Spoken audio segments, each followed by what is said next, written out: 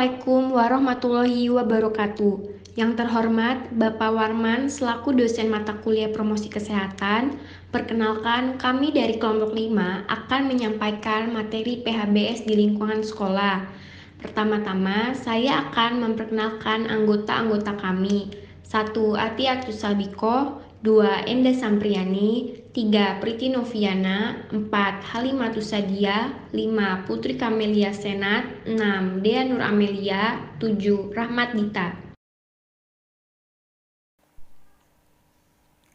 Apa itu PHBS di sekolah? Perilaku hidup bersih dan sehat PHBS di sekolah adalah sekumpulan perilaku yang dipraktikkan oleh peserta didik, guru, dan masyarakat lingkungan sekolah atas dasar kesadaran sebagai hasil pembelajaran, sehingga secara mandiri mampu mencegah penyakit, meningkatkan kesehatannya, serta berperan aktif dalam mewujudkan.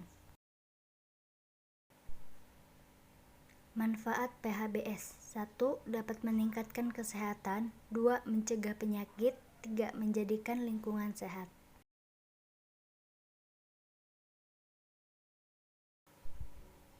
Tujuan PHBS di sekolah yakni meningkatkan kesadaran semua warga sekolah untuk mau menjalankan hidup bersih dan sehat.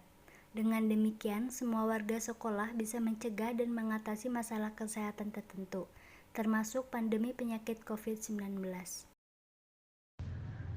7 indikator PHBS di sekolah. 1. Mencuci tangan dengan air mengalir dan menggunakan sabun.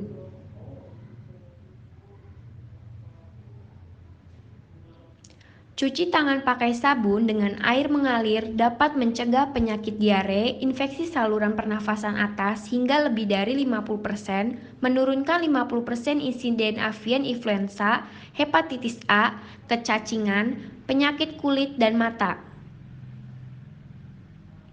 6 langkah cuci tangan pakai sabun. Cuci tangan pakai sabun dengan air mengalir. 1.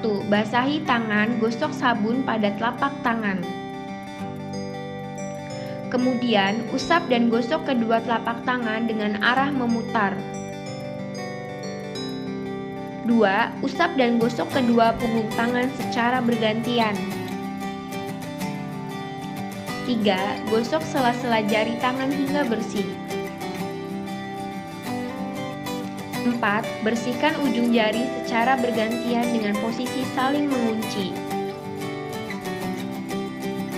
5. Gosok dan putar ibu jari secara bergantian. 6. Letakkan ujung jari ke telapak tangan, kemudian gosok secara perlahan.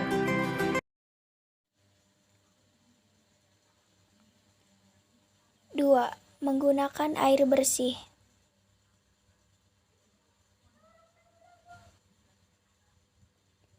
Manfaat menggunakan air bersih: terhindar dari penyakit diare, cacingan, tipes, dan keracunan. Setiap warga sekolah terpelihara kebersihan dirinya.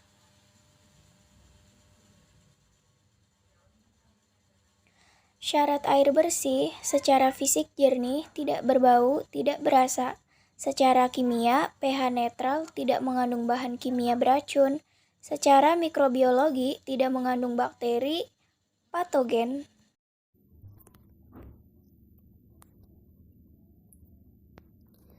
Tiga, menggunakan jamban sehat.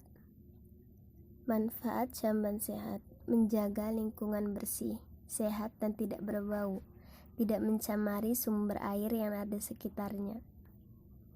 7 syarat jamban sehat. 1. Tidak mencemari air. 2. Tidak mencemari tanah permukaan.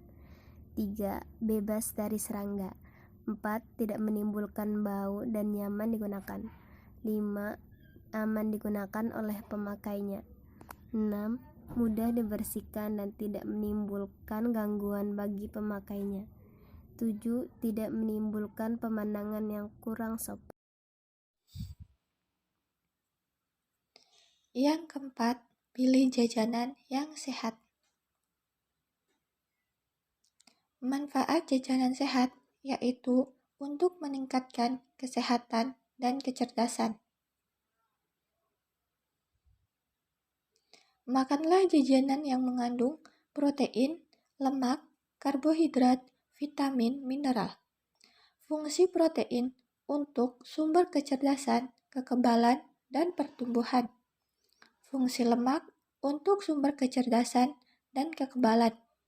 Fungsi karbohidrat untuk sumber energi, kekuatan, dan tenaga. Fungsi vitamin mineral untuk sumber kesehatan, kebugaran, dan kekebalan. Jangan makan jajanan yang mengandung 1. Pewarna beracun, karena hanya untuk pewarna pada industri plastik, kain, dan kertas. Yang kedua, formalin, karena harusnya untuk pengawet mayat, antiseptik, dan kulit. Yang ketiga, boraks, karena hanya untuk pengawet, lem kayu lapis, dan deterjen. Yang keempat, penyedap rasa, karena jika dimakan setiap hari menyebabkan lambatnya pertumbuhan. Penyedap rasa juga membuat daya tubuh lemah. 5. Membuang sampah pada tempatnya.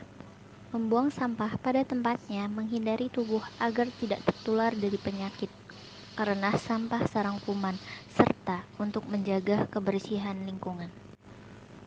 Pisahkan sampah sesuai jenisnya. 1.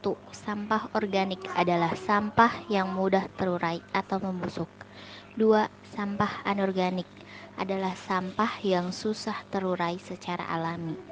Yang ketiga adalah sampah B3 atau bahan berbahaya dan beracun. 6. Pemberantasan sarang nyamuk. Memberantas jentik di sekolah. Kegiatan memeriksa dan membersihkan tempat-tempat penampungan air bersih yang ada di sekolah agar terbebas dari jentik nyamuk.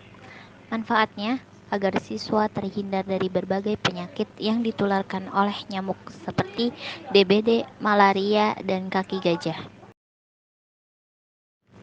Untuk melakukan pemberantasan sarang nyamuk, kita harus melakukan 3M+, menguras dan menyikat, menutup tempat penampungan air, memanfaatkan atau mendaur ulang barang bekas.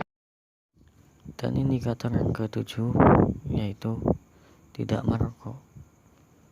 Dalam satu batang rokok mengandung lebih dari 40.000 bahan kimia, 400 zat berbahaya, dan 43 senyawa penyebab kanker. Rokok juga mengandung nikotin yang menyebabkan ketagihan. Rokok juga mengandung tar yang menyebabkan kerusakan sel paru dan kanker. Rokok juga mengandung karbon monoksida yang menyebabkan berkurangnya kemampuan darah membawa oksigen sehingga sel tubuh akan mati. Bahaya rokok bisa menyebabkan kanker paru, kanker mulut, penyakit jantung, batuk menaun, hipotensi, kelainan kehamilan, katarak, kerusakan ginjal, dan kerusakan gigi.